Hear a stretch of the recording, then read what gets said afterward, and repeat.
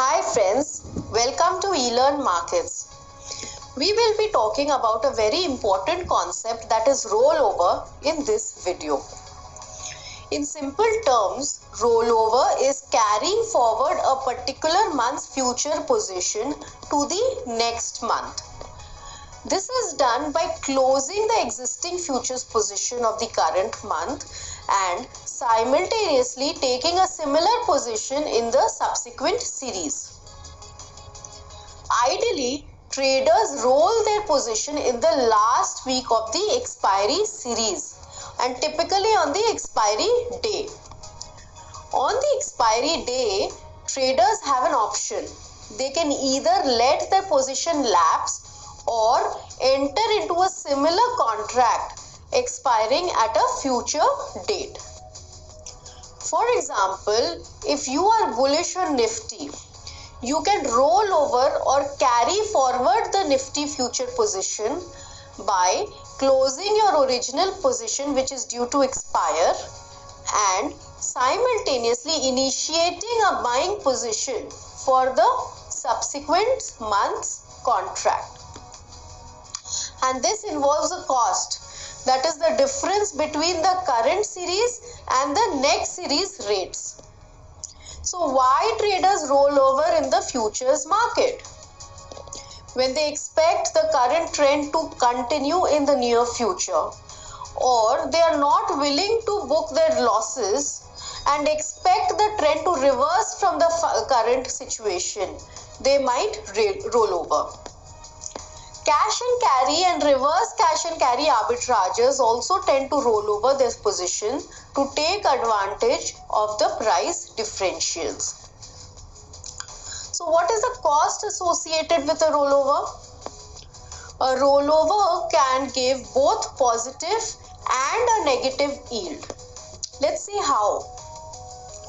A positive rollover yield is created when a short seller in a contango market where the future price is quoting above the spot price will have a positive rollover cost, as the next series contract will trade with a premium. The contract will be available to get rolled at a higher price vis-a-vis the current series contract, yielding an incremental positive spread. Also, a trader with a long position but in a backwardation market where future price is quoting below the spot price will also have a positive rollover cost, as the next series contract will trade with a discount. The contract will be available to get rolled at a lower price vis-a-vis the current series contract, yielding again an incremental positive spread. So when is a negative rollover yield takes place? A trader with a long position in a contango market where the future price is quoting above the spot price will have a negative rollover cost, as the next series contract will trade higher with a premium. The contract will be available to get rolled at a higher price vis-a-vis the current series contract price, yielding a total of negative spread. A short seller in a backwardation market where the future price is quoting below the spot price will have a negative rollover cost, as the next series contract will trade with a discount and the contract will be available to get rolled at a lower price vis-a-vis the current series contract, yielding a negative spread. So how do we actually calculate this rollover? This is normally expressed in percentage terms. The Nifty Futures March 2018 rollover statistics can be calculated as what we can see here by this equation. How to interpret rollover? Rollover is an indicator of traders' willingness to carry forward their existing bets in the market. But the standalone figures will not tell us in which direction traders have placed their bets.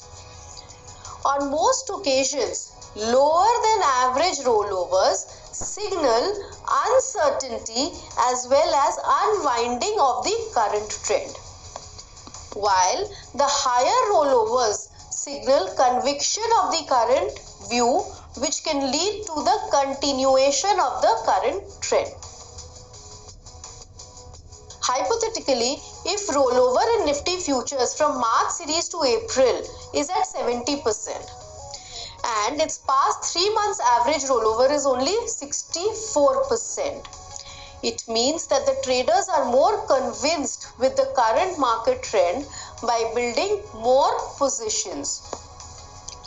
However, at times, tracking rollover trends based on just percentage terms can be misleading. It is always better to see in terms of total contracts by shares getting rolled too. For instance, 70% rollover may have taken place at a very lower base of open interest, which is basically number of outstanding positions, while the average of 64% of the rollover may have happened at a relatively higher open interest base. So therefore, analyzing rollovers purely on the basis of percentage terms can lead to faulty analysis. And hence, traders should also track rollovers in terms of total contracts rolled, and they should also analyze the trends based on the rollover cost.